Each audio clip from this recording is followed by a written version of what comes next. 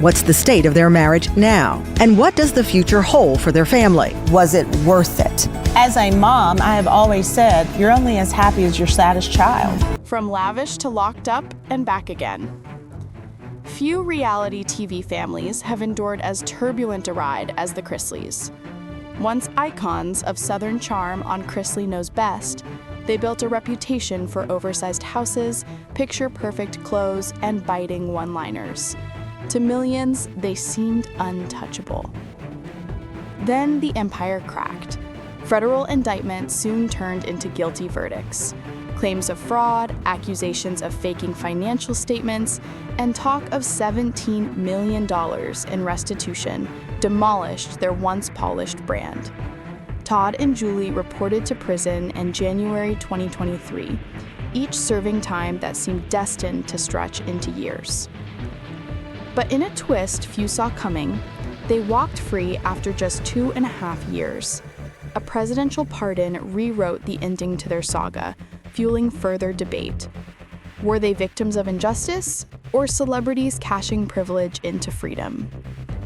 Now, on a daytime exclusive with Tamron Hall, they open up for the first time about marriage, money, faith, and a family still fractured.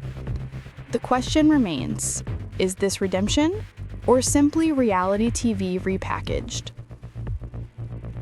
1. The pardon surprise. The day they left prison, May 28, 2025, was not supposed to come so soon. Todd describes it simply, "I was thanking God that it was over." At first, the Chrisleys relied on legal appeals, leaving the outcome to attorneys. Privately, however, their daughter Savannah took matters into her own hands. She lobbied nonstop, making trips to Washington, forcing herself into meetings she wasn't invited to. By her own account, she was working at it for nearly 9 months before pardon approval. For Todd, the effort seemed unimaginable at first. "Everyone who goes in wants to get out," he recalled, referencing how rare pardons actually are. For Julie, disbelief mixed with cautious hope. No parent wants to believe their child can shoulder that kind of burden, and yet Savannah carried it successfully. When the pardon dropped, cameras caught them exiting the gates. Nearly poetic timing, the family's kids were already filming a documentary, so their freedom became the unscheduled finale. Some call that fate, others see a storyline crafted for TV. 2. Rumors versus reality. Since their release, speculation about money has been louder than applause. Headlines screamed they owed $17.8 million in restitution. Critics claimed the family was broke. Internet gossip swirled about bankruptcy. Todd insists it isn't true. He clarified that restitution payments were paused by appeals, that tabloid math was misleading. Legal fees, though, were staggering. $3 million in just a few years. With a smirk, he adds, "Add the zeros." So are they broke? Todd and Julie wave the idea away. No. He leans into defiance that has long fueled viewers. They are not destitute, no matter what the clickbait says. But even with $3 million gone to attorneys, the contradictions stick. Julie says steadfastly that their comeback to TV wasn't financially necessary, only a way to close the documentary story arc. Critics argue otherwise. Viewers remain split. And just like that, money becomes both their shield and their target. 3. A marriage under pressure. Questions about marriage loom just as heavy as money. For years, rumors suggested Julie might blame Todd for the family's fall. Even some viewers wondered if prison and scandal might break their decades-long bond.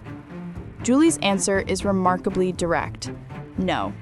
She says she always knew the full story, always knew Todd's innocence in her eyes, and never once blamed him. Even in prison, she recalls, that truth never wavered. Her loyalty disarms critics, but it also fuels suspicion. Some wonder, does loyalty to a spouse blind someone to fault? For Julie, it's not blindness, it's certainty. She says her faith in Todd never cracked. The moment underscores why fans clicked with them in the first place. Irreverence mixed with intense loyalty. But where marriage proved unshakable, Guild nod differently at Todd. 4. Guilt and solitude. Todd opens up about long nights where Faith confronted failure. He says, as a provider, you're supposed to keep your wife and children safe. His voice thick with regret. In prison, cut off from everything, he kept asking, what could I have done differently? The time became an extended mirror. For Julie, Faith muting bitterness was the challenge. For Todd, wrestling with guilt became the theme. He insists the answer came back in prayer, reminders that he could only move forward by leaning into faith and honesty. Critics may hear contrived answers, but in these fraught admissions lie the core of why their fanbase still tunes in. Rising from scandal is easy to mock. Surviving prison while clinging to faith feels harder to dismiss. 5. Unequal prison systems. Julie speaks out. Julie reveals something often overlooked: gender inequality behind bars. According to her, men are catered to more than women within federal prisons. Services, treatment, even basic consideration skewed against her. This claim breaks through the stereotype. Viewers expect Todd's quips. Julie's insistence on disparities feels rawer. She frames it as part of a broken system that mistreated female inmates. Whether viewers see her as advocate or opportunist, the soundbite resonates. Amid all the scandal talk, it presents something weightier, an indictment of the system itself. 6. Cameras rolling, the reality TV dilemma. As if on cue, the transition back into entertainment came with remarkable speed. Lifetime called the day they left prison. By the time Todd got into the car, producers were already on the line. Negotiations clicked into place almost instantly, creating Chrisleys back to reality. For critics, this looks like hypocrisy. Wasn't reality TV and luxury branding part of what blinded them in the first place? Why jump straight back into it? Julie acknowledges hesitation. Todd admits it. Yet Savannah, now positioned as family driver, bluntly told them, "You're going back to work." Cameras kept rolling. Life became content. The comeback was underway. 6A. Speculation. Necessity or spin? It didn't take long for speculation to ignite. Was the new show fueled by looming financial need? Or was this about myth-making? A PR pivot packaged as entertainment? Fans defending the Chrisleys argue it's closure, documenting scandal's final chapter. Critics argue it's transparent spin, turning scandal into profit with suspiciously perfect timing. Like most reality drama, the truth probably blends both. Whether people love them or hate them, the ratings rise either way. 7. Chase Chrisley, the emotional toll.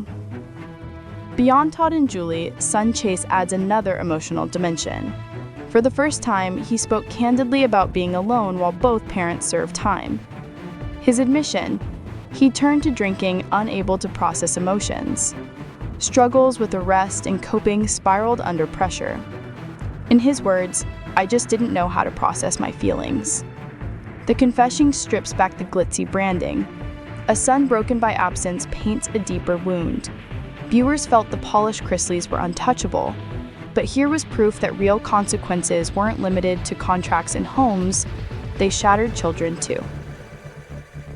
The bigger message: faith and legacy. Even with contradiction, even with division, the Chrisleys return to two constants: family and faith. They insist their loyalty held marriage together even in cells apart. They maintain that blind faith in each other banished bitterness. They uphold that telling their story honestly is about closure, not spectacle.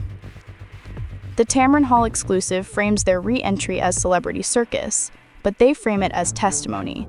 To them, it's vindication both spiritual and reputational. Redemption or repackaging? So where does that leave America's once lavish TV darlings? Released on pardon but not released from scrutiny, re-embracing reality TV but claiming humility, declaring loyalty but still facing fractured children. To critics, Todd and Julie's story reads like performance. Tears for effect, loyalty lines rehearsed, a show dropped right on schedule. To supporters, they are resilient survivors, choosing faith over bitterness, loyalty over division. What's certain is love them or hate them, the Chrisleys remain impossible to look away from. And whether this is redemption or repackaged reality, their story forces the same question every headline has repeated for years. Are the Chrisleys rebuilding a legacy or just rewriting the script of the show they've always lived?